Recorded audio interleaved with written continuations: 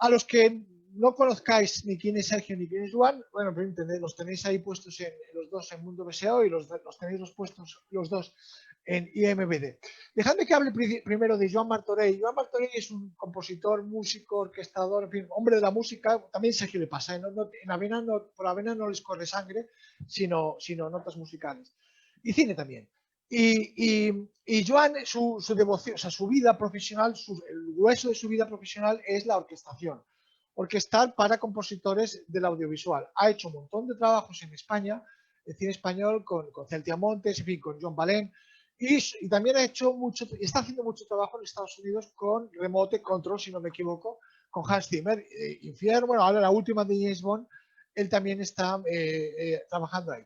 Pero de eso ya hablaremos, en todo caso, cuando se pueda, porque de momento el tema este de la película es evidentemente muy claustrado, no se puede hablar, pero ya hablaremos porque además, de hecho, Vanessa Garde hace unas semanas me dijo que, oye, Conrado, ¿por qué vamos a convocar aquí al Café Mundo Deseo, a los orquestadores y déjanos que nos expliquemos cómo nosotros vemos todo? Digo, fantástico, fantástico, sí, es que el café es para eso, ¿vale? Así que, pero nos ocupa hablar del campamento, ¿cuál era? Albanta. Albanta, y comentar un poco el proceso creativo y lo que habéis hecho, ¿vale? Dejadme que empiece porque, en fin, la gente, los que no lo hayan visto la serie, que está en A3 Players, en A3 Media, que la vean el tráiler, ¿vale? Para que vean cómo respira y luego lo comentamos. Venga.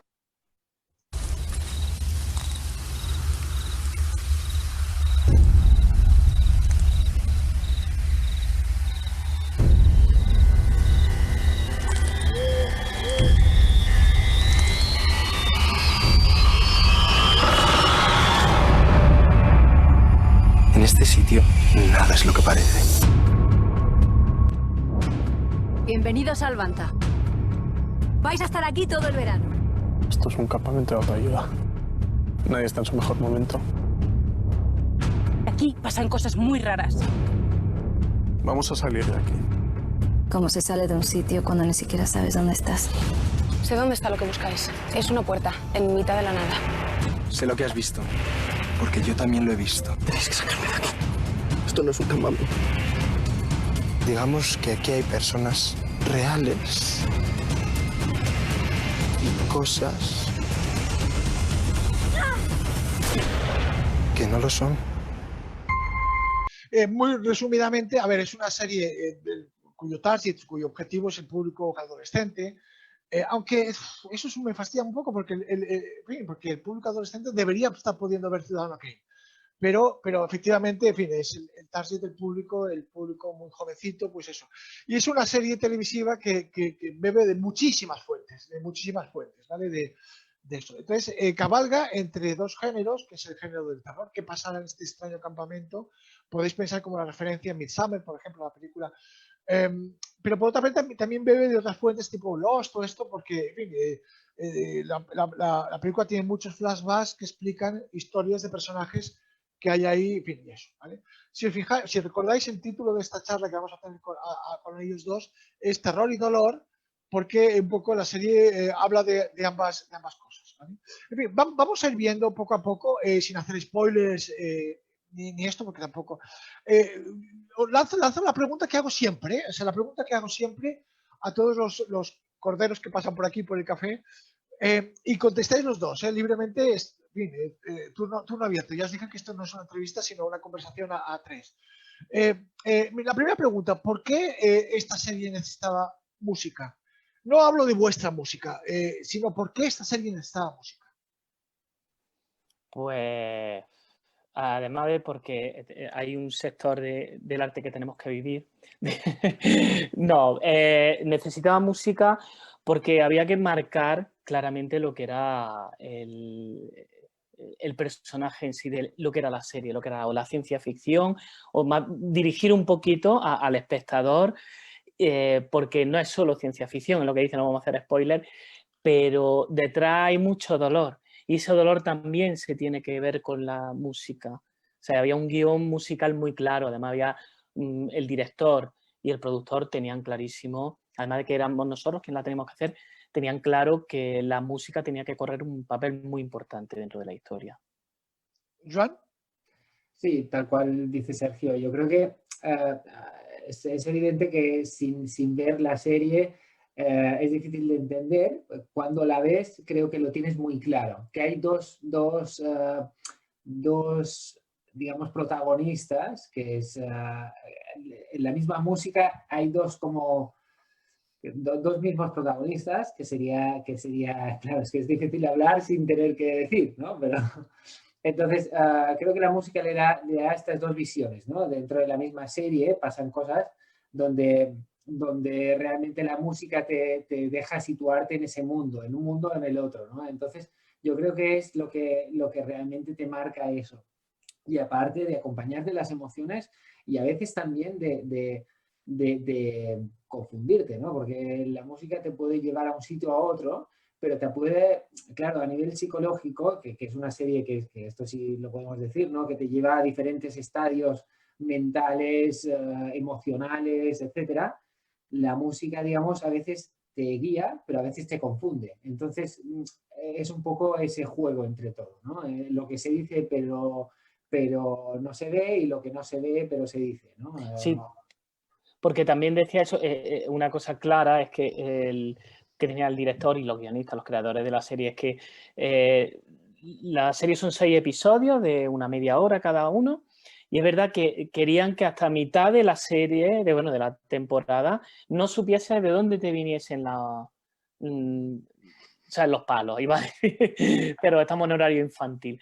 Pero es verdad que querían eso, confundir, el que no sepa dónde está. Y era una de las razones el por qué fue opción mía. A mí la serie me llegó a mí, pero es verdad que al dividirse en dos mundos, lo que es la historia, no quiero contar mucho más, hay un mundo A y un mundo B, pues la forma de decir, bueno, pues vamos a coger dos sonoridades. Yo podía haber cogido y haber hecho yo todo solo, pero es verdad que Joan y yo llevamos muchos años trabajando juntos.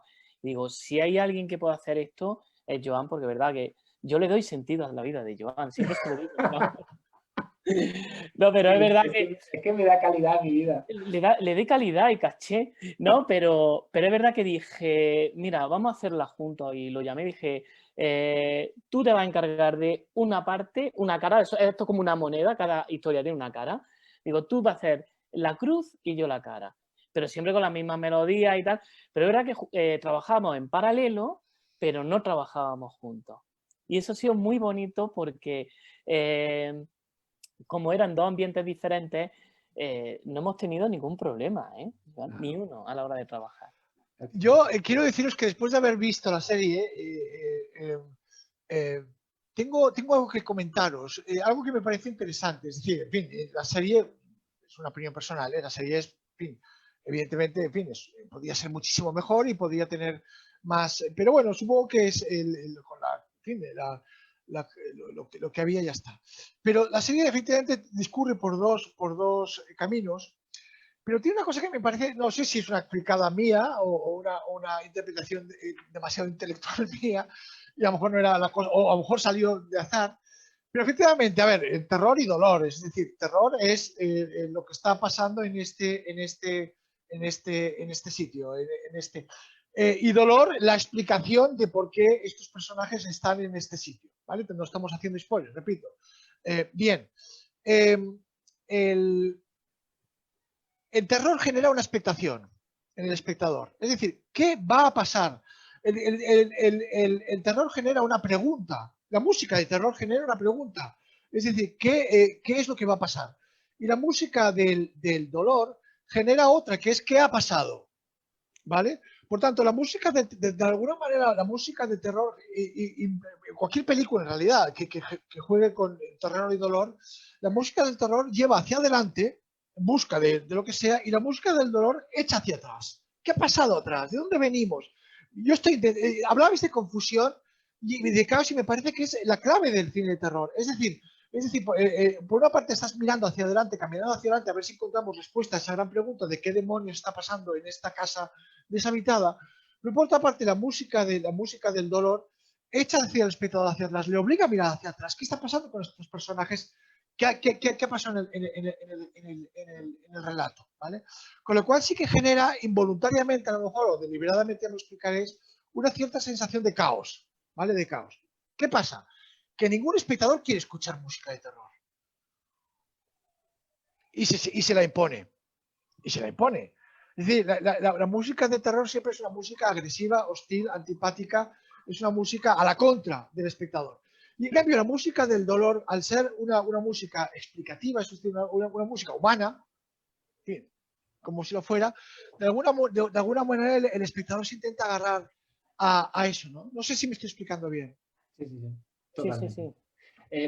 Yo pienso que en este caso es verdad que bueno, que ahora la banda sonora está disponible en las plataformas digitales. Si el espectador la escucha, verá que no hemos hecho realmente una banda sonora de terror, porque íbamos más al terreno más emocional que no más al terreno del susto, ¿no? Porque tampoco no queríamos provocar eso, sino que queríamos provocar algo más emocional, que yo creo que a veces se ha quedado el cliché, que es verdad, que 2 y 2 son 4 y que la música de terror tiene una función y tal. Pero era no íbamos a inventar nada, pero sí que es pensar en más ese mezclar el dolor con el terror, pero que con un terror no de miedo, de susto, sino ese terror emocional, ¿no? Que puedes tener. Que esa confusión de la cabeza, que la cabeza es casi peor que la cabeza te dé un susto que no que te den un susto físico, ¿no?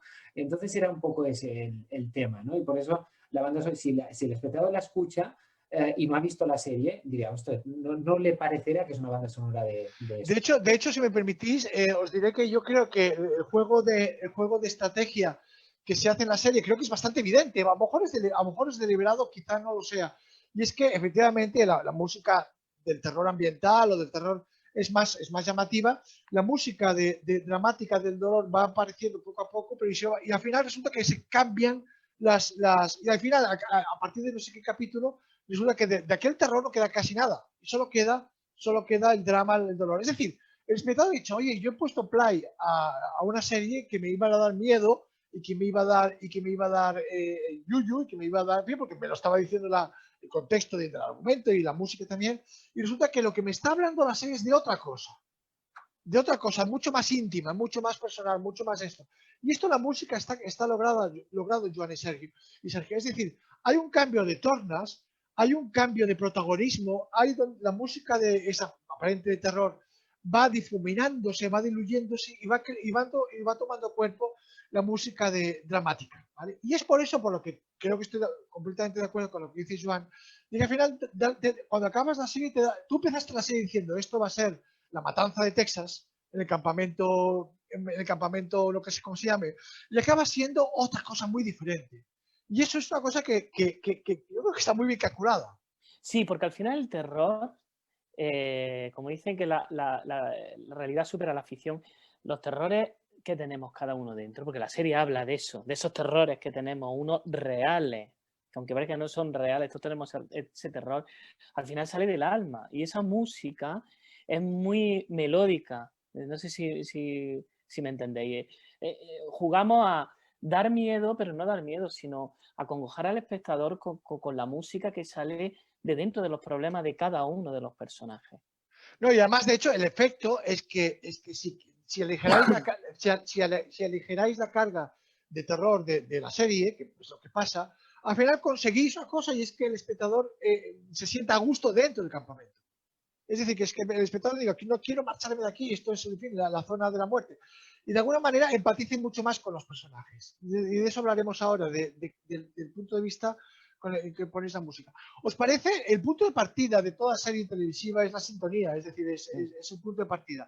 Vamos a escucharla para que, en fin, lo que decía Joan, evidentemente, ahí tenéis en Spotify la música, pero vamos a escuchar ese minuto, esos 50 segundos de punto de partida y os preguntaré sobre ello, porque el kilómetro cero, el kilómetro cero mal enfocado o mal calculado o mal previsto puede confundirlo todo. Puede liarlo todo. Y en cambio es el kilómetro cero donde no es lo mismo que pongas un Requiem que pongas el Ave Satani, ¿vale? Porque te condiciona totalmente la manera como el espectador va a entrar en la serie. Vamos a ello.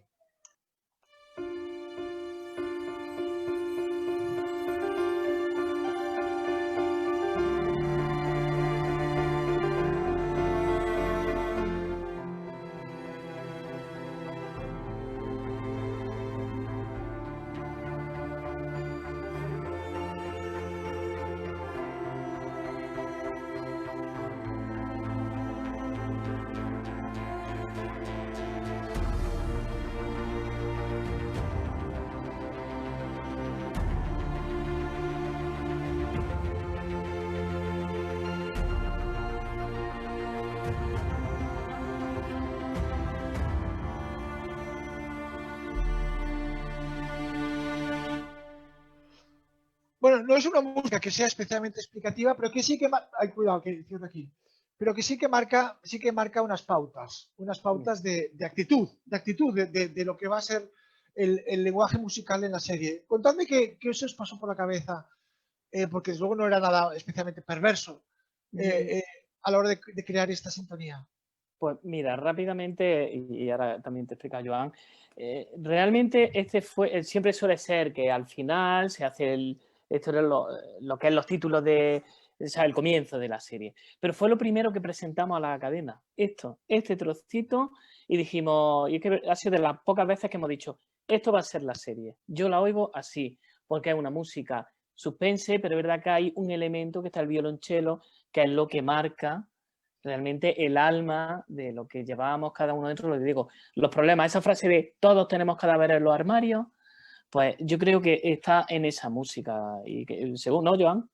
Sí, es tal cual. Y aparte, también era marcar un poco la sonoridad que habría, con qué paleta de colores íbamos a pintar un poco esa banda sonora, ¿no? Y el cello es un instrumento que está muy presente en la parte más dramática, digamos, porque es un instrumento, digamos, que tiene un registro grave, que no se evoca a esa parte, digamos, más interna de la persona.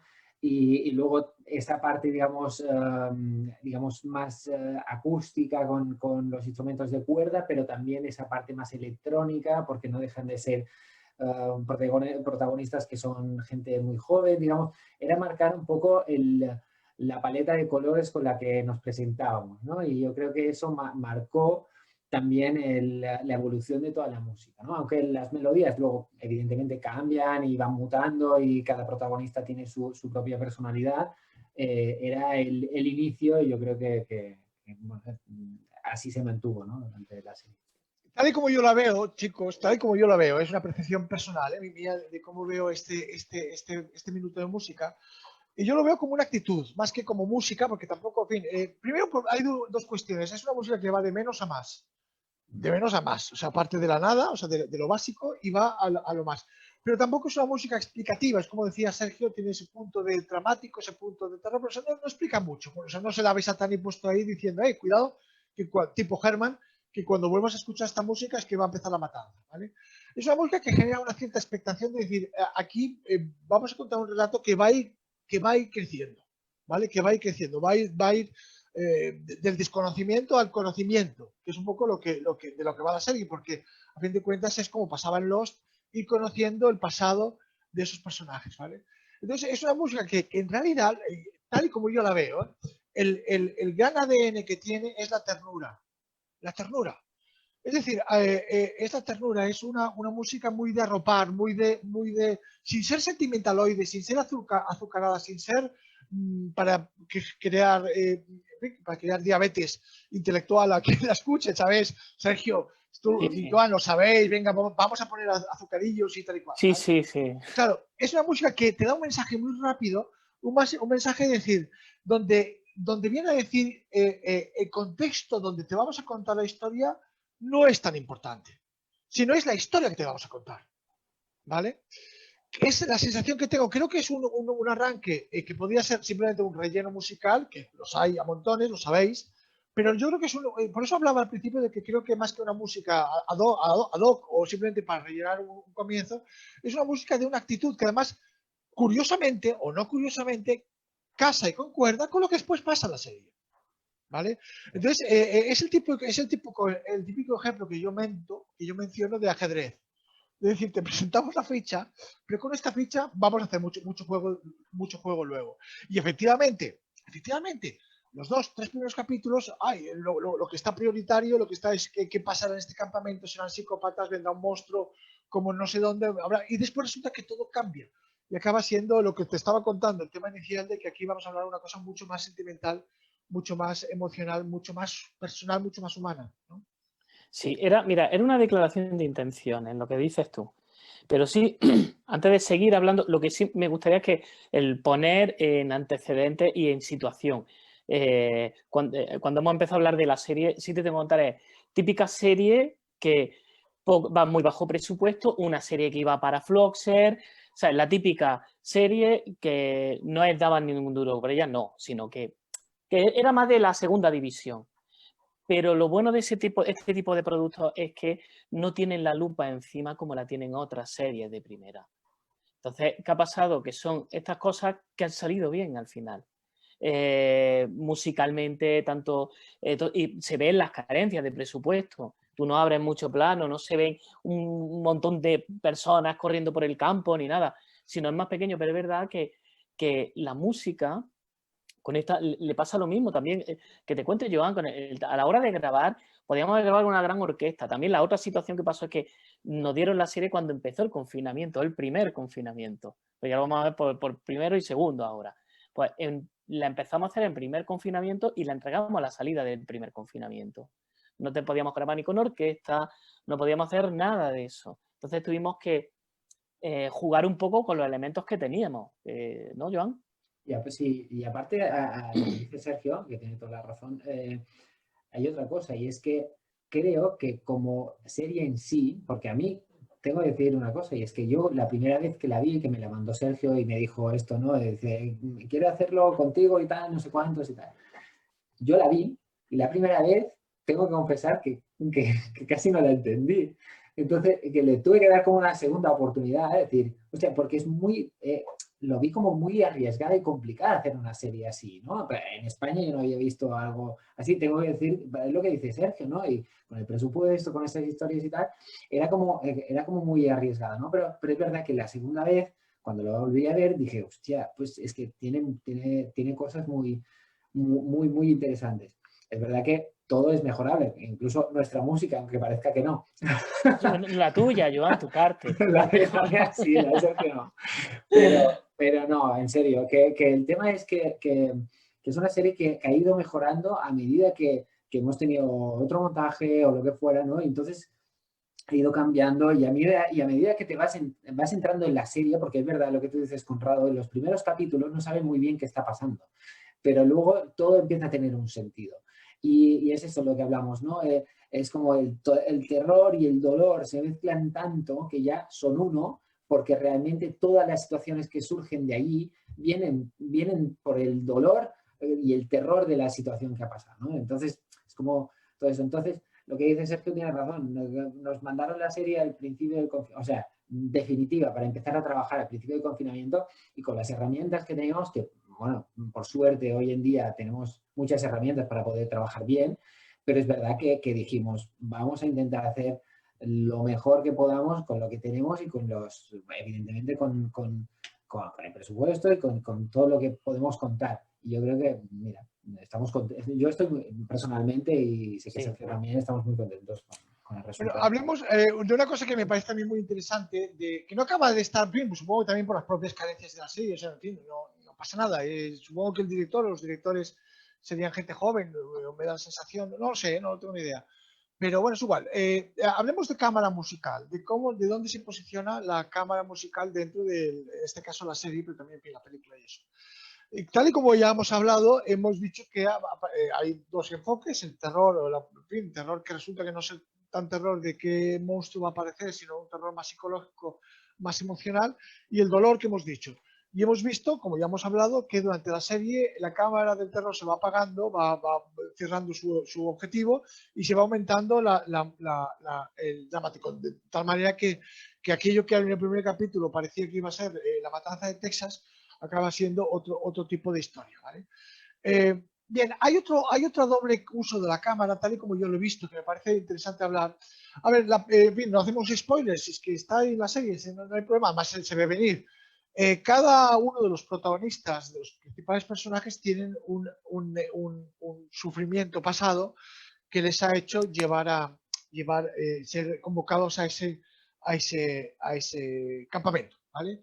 Y en común tienen que todos han intentado suicidar por algo, ¿vale? Por rechazo por su sexualidad, por incomprensión con sus padres, o sea, por la razón que sea, que son por otra parte lo que estamos, por desgracia, viendo en tantos y tantos adolescentes actuales, ¿vale? Y por tanto, de alguna manera, esta serie sí efectivamente puede servir para que animar a los chavales que están pasándolo mal y que de alguna manera se ven forzados a a no ser o a no sentirse integrados y a sentirse aliens de una sociedad que no les entiende o no les comprende o no les escucha. De alguna manera esta serie tiene el valor de inculcarles el ánimo, inculcarles el vale la pena que busquéis el camino, ¿vale?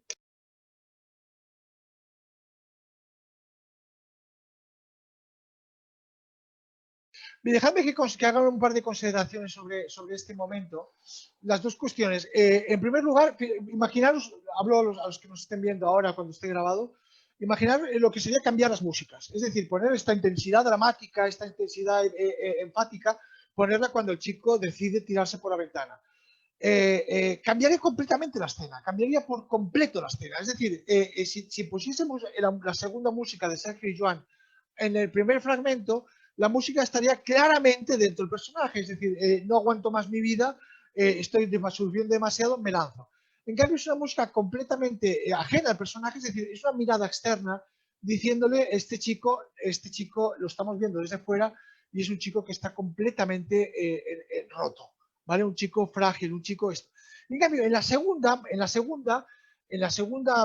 parte, cuando aparece su hermana, la música, tal y como yo la veo, la música es una música castigadora. No está acompañando al sentimiento de la chica, diciendo, ay, no, sino culpabilizándola a ella y lo que decía antes al espectador. Es decir, lo que acaba de pasar es culpa de alguien, de esta chica y también de lo que comentaba antes eso. No sé si esta manera de verla es un poco friki o un poco lo que se pretendía. Joan. Sí. Es tal cual. O sea, mira, esta escena además, piensa o sea, la has interpretado de la mejor forma posible. El dolor suyo es un dolor, digamos, de hecho la instrumentación es mucho más simple, o sea, es un cello, hay unas cuerdas que además son muy rasgadas, no sé si se escuchan por aquí, pero si luego ven la serie bien y tal, son cuerdas que tiene una serie de disonancias, que al final lo que hacen es un poco meterse dentro de la piel del chico, ¿no? Entonces es un poco de la incomprensión, un poco todo, ¿no? El dolor, pero el dolor no hace falta para demostrar dolor, tener una gran instrumentación, ¿no? Para eso. Pero sí que es verdad que cuando entra su hermana, que claro, ya hemos hecho medio spoiler, pero bueno, que cuando entra su hermana y tal, y es un poco se siente culpable por eso, es como decir, sí, pero en el momento en que estabas haciendo lo otro, pues no te sentías culpable, ¿no? Entonces es como, eres parte de todo esto, o sea, parte de ti se ha tirado también por la ventana, ¿no? Entonces era esa parte, la instrumentación cambia, las cuerdas en staccato y todo eso son unas cuerdas que son más agresivas porque ya van un poco a marcar, ¿no? Y esa era la intención, ¿no? Entonces, son esos dos giros, ¿no? Lo que siente uno y luego lo culpable que te puedes sentir tú por haber hecho según qué tipo de cosas, ¿no? Sí. Que evidentemente, claro, la decisión siempre es propia, o sea, el chico se tira por la ventana un poco por todo y tal, pero no le ha empujado su hermana, pero ella se siente, ¿no? Que ha sido parte de eso. Sí, además siempre cambia el entorno, pero el cello está presente. Tiende siempre a individualizar ahí el problema, la persona, todo. Siempre el cello, si te das cuenta, al principio con el final está presente, pero todo lo del alrededor cambia. Pero el problema sigue así, esa es la sociedad, eso es lo que siempre... La globalización lleva a eso también, tanto musicalmente como en la historia. No, por eso yo os decía a los dos de lo de la cámara musical, que para mí es súper fundamental para entender lo que es la música en el audiovisual, es decir, dónde focaliza la cámara musical, para que, y es lo que ve el espectador. En la primera toma está claramente mirando al chico y en la segunda toma está mirando contra la chica, es decir, es un poco lo que decía. Pero esto es algo que no solo no es excepcional de esta escena que hemos spoileado, sino que pasa con todas. Es decir, por eso decía que me parece muy interesante que la música empiece aparentando ser de terror y acabe siendo de dolor. Y por otra parte, que la música empiece aparentando ser la descripción de la emoción, en fin, lo típico de siempre, la descripción de la emoción del personaje, el realce de la emoción del personaje, y acabe siendo más una música que sale de eso y se convierte en decir, la desgracia de este chico que sufre bullying o de esta chica que ha sido agredida, no, me lo estoy inventando, no pasa Sí, esto con sí. los personajes, pues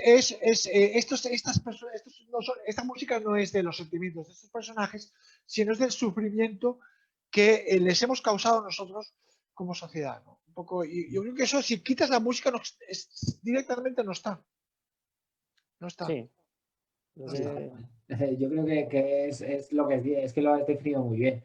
Yo creo que al fin y al cabo la música es lo que siempre hablamos. O sea, si la música tiene que aportar alguna cosa, yo creo que es esa visión que quizás acompañe, ¿no? Y lo de la cámara musical, de donde la colocamos, creo que es una definición muy acertada, ¿no? De decir, mira, en este sentido, yo creo que en esta escena teníamos, es un peligro, un tipo de escena así es muy peligrosa, o sea, también, porque claro, depende de lo que tú dices, depende de cómo coloques la cámara musical, te cambia el sentido de todo, la puedes hacer muy ñoña, la puedes hacer demasiado dramática cuando no es necesario, y entonces ya le cambias el sentido. Yo creo De hecho, que... no, perdón. Sí, entonces ya le cambias un poco todo y yo creo que es ir con la justa medida, ¿no? Es como si a una paella le pones 1 kilo de sal, por muy buena que sean todos los ingredientes, luego no la tendrás que tirar, ¿no? No, de hecho, yo supongo que, en fin, como la música para audiovisual también es ajedrez y saber mover las fichas, está muy bien, en esta escena en particular, está muy bien que no hayáis hecho un puente, nunca mejor dicho, no hayáis hecho un puente entre las dos músicas, sino que se hayan puesto en silencio, ¿vale? O sea, el silencio para marcar las diferencias entre este giro de cámara y este impacto distinto. Está muy bien eso porque permite distanciar, permite evitar el continuum, es decir, bien, y os voy a decir una cosa más. No es este el punto más álgido. Esto es uno de los muchos picos, lo estoy diciendo a los que nos vean ahora un diferido. Es uno de los puntos que tiene varios, que tiene la serie en cuanto a mientras explica lo que les va pasando los personajes. De hecho, este es el capítulo 5 y creo que todavía queda uno más. Pero es que esto guarda total coherencia con ese principio que decíamos. Es decir, el germen ese del tema inicial, de la sintonía inicial, esa música que empezaba de nada y abría, es como un cono que se va abriendo y al final acaba abarcando a tantos personajes. Y eso está muy bien porque es coherente. Si este momento musical tan bonito, tan dramático, tan intenso, lo colocáis, bueno, porque al director le gusta mucho, y vamos a colocar para empezar la película, todo el discurso se va a la mierda, porque no hay crecimiento, ¿no? Exacto. Sí. Además, una cosa que sí quiero decirte con todo esto, cuando a la hora de montar la música y todo, y el director, que es una cosa que hemos hablado Joan y yo, de los pocos trabajos del único, que había un entendimiento brutal. O sea, no han echado solo 2 cosas para atrás, pero en plan de alárgamelo un poquito, esta secuencia y esta, dale un poquito de más. En 6 capítulos, en toda la temporada. Yo al principio decía, yo creo que no se lo están escuchando porque nos están diciendo a todo que sí. Y ha sido con el director, el creador, todo el equipo. Es que hemos congeniado muy bien y había un entendimiento, y eso es lo que quiere decir muchas veces el ponerle además de amor a la música, el entender una historia. Y la entendimos tanto Joan y yo desde el principio, sabíamos lo que querían, hasta dónde querían llegar musicalmente, lo que dices tú, era terror y dolor, pero sobre todo el dolor que llevamos todos dentro. No, pues eso. Pues en fin, no vamos a seguir spoileando la serie. Buen trabajo, Joan y Sergio. Gracias. Buen trabajo. Insisto, hay un arco dramático, es decir, creo que yo soy muy fanático, bueno, en fin, ya lo sabes, soy muy fanático con el punto de partida es muy importante porque el punto de partida marca mucho cómo el espectador va a entrar en la película o va a entrar en la historia. Bueno, puedes engañar, evidentemente lo puedes llevar por donde tú quieras, ¿vale? Pero creo que la serie el discurso, el arco narrativo de la música de la serie es muy contenido, es muy equilibrado y está muy bien calculado. Es decir, hacia dónde va llevando. Hablabais vosotros, lo habéis dicho vosotros, de confusión, de caos. Y es exactamente así. Es decir, en un momento dado que no sabes si esto, el campamento va a estar lleno de frikis matando con hacha. Claro, o va a ser otra cosa y después cambian las tornas y luego cuando hemos virado el arco dramático resulta que no es simplemente explicar la historia de 5 o 10 muchachos que lo sufren, sino es ampliarlo y ampliarlo hacia la responsabilidad colectiva que tenemos con estos chavales que lo están pasando mal. Sergio y Joan, para ir acabando, dolor, terror y dolor. O sea, ¿cuál es vuestra experiencia, ya no tan breve, no tan corta, en vuestra experiencia como creadores, bien como compositores o en tu caso también como orquestador, Joan, ¿cuáles son vuestros principales pavores, angustias, miedos a la hora de enfrentaros a una creación a partir de cero? ¿Cuáles son vuestros mayores, qué es lo que os hace sufrir más en el proceso creativo? Teniendo presente que no es como cuando aquí el amigo, el Sergio de la Puente, se va a componer su musiquita de piano claro, y va por libre y hace lo que le sale del alma, sino que tienes que estar ahí en equipo y sirviendo propósito.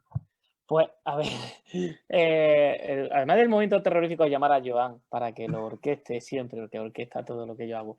Yo siempre digo, no, para mí el momento más terrorífico es el primer contacto, el momento que tú haces tu primera idea y se la vas a mostrar al director. Es como cuando tú le vas a decir a alguien que la quieres y dices, madre mía, te va a dar calabaza y te va a echar del bar. Pues para mí ese es el peor momento. Peor incluso cuando se lo muestra a la gente. Ya el trabajo terminado, ya como digo, carta en la mesa pesa, decíamos de niño. Pero porque sabemos perfectamente lo que hay siempre que hacemos algún producto. Pero para mí ese momento es el más terrorífico, en el que esa noche quemando ese tiempo en el que ves que se ha descargado en WeTransfer, siempre mando, bueno, en alguna plataforma. En el momento que se han descargado eso y veo que pasan los minutos, yo lo paso mal. O sea, mal no, lo siguiente. ¿No, Joan? Te pasará a ti lo mismo. Igual. Es que es como un examen, ¿sabes? Hasta que no te han dicho que has aprobado, que has suspendido, que no te has sacado, aunque tú pienses que quizás, a mí me pasa igual, y da igual si hace 15 años o ahora. O sea, yo mando una cosa y hasta que no me dan el ok, me dan feedback, estoy que no sé y dudo mucho. O sea, me parece mentira porque ya llevas mucho tiempo y tal, pero es que yo siempre comparo estas cosas y sobre todo cuando es la primera vez que trabajas con un director, lo comparo cuando estás en una relación y a lo mejor tienes que ir la primera vez al supermercado a hacer la compra. Entonces, tú te dicen, no, quiero leche, quiero no sé cuántos, tal, pero no sabes si leche de soja, leche desnatada, y no es que no sepas hacer la compra si lo llevas todo mal de la lista, es que quizás todavía no conoces esas cosas, ¿no? Y no es que no sepas comprar, sino, entonces, esto es lo mismo, ¿no? De que al final, hasta que a lo mejor no tienes y has entrado y ya no te conoce y bueno, ya sabes un poco lo que quiere y tal, entonces ese momento, ese espacio de tiempo hasta que, ¿verdad? Esto es terrorífico para mí. Y para Sergio, no, sí, para mí. Y además, esta vez que lo hemos vivido juntos, porque me llamaba Joan o le decía, ¿lo han mandado? ¿Te han contestado? No, joder, tío. ¿Pero qué les pasa? Ya nos retroalimentábamos los dos de no le habrá gustado. Eso porque es culpa tuya, Joan. Y él me decía lo mismo. Yo creo que una de vuestras, en fin, no hablo de vosotros dos, hablo de vuestro colectivo de compositores psicópatas o no psicópatas, desquiciados o no desquiciados, pero compositores a fin de cuentas, es que, claro, cuando no hacéis música absoluta, que decíamos Ricón, es decir, por tanto, hacéis música aplicada, que tiene que juntarse y formar parte de un todo. Claro, hostia, a lo mejor dices, tengo una idea brillantísima, en fin, que es que de verdad me ha salido la idea musical fantástica para poder, en fin, explicar lo que le pasa al personaje por la cabeza, y resulta que vas al cine y el actor o la actriz es un espanto, y realmente aquí no hay manera de que cuaje, ¿vale? Y al final dices, hostia, yo no he hecho una mala música, yo he estado a la altura del personaje en este caso, yo he estado a lo que me ha demandado el director, la historia, el guión. Yo he sido también personaje, pero lo que pasa es que el actor no ha sido personaje realmente. Entonces, de pronto, yo me imagino que o sea, la pregunta es, porque es evidente que vosotros vais viendo montajes y vais viendo cómo la película va tomando cuerpo, cómo se va moldeando, ¿vale? Pero a fin de cuentas, el resultado final no depende de vosotros. Depende incluso de que en un momento dado el montador no haga un cambio. Incluso en una mezcla, que te diga Joan, a mí había películas, yo siempre hay un momento, le pasa a Joan, antes de la mezcla final, o sea, de cuando van a mezclar la película, yo siempre mando a mi técnico o a quien sea, yo me despido de la película porque paso de pasarlo mal. Entonces, es verdad que hay estrenos en los que llega Y te pueden pasar dos cosas. Una, que te has currado un pedazo de música y la oyes a un nivel bajísimo, que se lo comen los ruidos, los helicópteros o lo que sea, y dices, joder, tío, que me curra una música. Y en otros ejemplos también, que dices, vas con alguien y dices, vas tú, qué música me curra ahora. Y te la han quitado. Y llamas al director, y ves al director y siempre te hace el gesto de, después hablamos, después hablamos. Ese pasará a Joan también eso. Sí, tal cual. A mí me pasó con una cosa, pero era un corto que bueno, muy bonito y no sé cuánto y tal. Y cuando fui al estreno, porque aparte no me lo habían dicho, entonces habían remontado cosas y habían puesto músicas que estaban en un sitio en otro, que no tenían ningún, bueno, no tenían ningún sentido. Para ellos sí que les daba el sentido. Yo no lo había hecho con este sentido, ¿no? Incluso escenas que yo esperaba con gran entusiasmo, que no había música. Entonces, y estas cosas sí pasan, por desgracia, pero bueno, luego intentas un poco también ser empático y ponerte en el sitio del director, y entonces intentas entender, y yo le dije, yo me acuerdo que en este caso hablé con el director y le dije, como compositor, me has tocado mucho el ego, el no sé cuántos y tal, porque yo había hecho con mucho cariño todo esto. Ahora, como espectador, hay algunas secuencias que las has mejorado. Entonces, porque claro, me quité el ego tal, y entonces es verdad que como espectador quizás en ese momento tal, en otras no, pero en uno concreto sí. Pero bueno, esto sí nos pasa, ¿no? Nos ha pasado y es complicado y depende del técnico que te toque, bueno, te toque, o sea que luego tal, es igual, hacen así, pero esto yo lo he visto hacer, no en nosotros. Te estoy hablando quizás en cosas que yo he orquestado.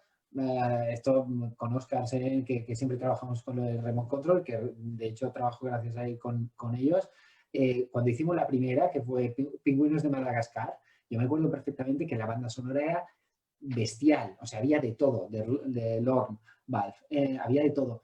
Y me acuerdo que había momentos que no escuchaba y decías, hostia, se han gastado una millonada grabando en Londres y no sé cuánto, y nosotros flipábamos de la banda, con una big band, con todo, con coros, con todo lo que te puedas imaginar.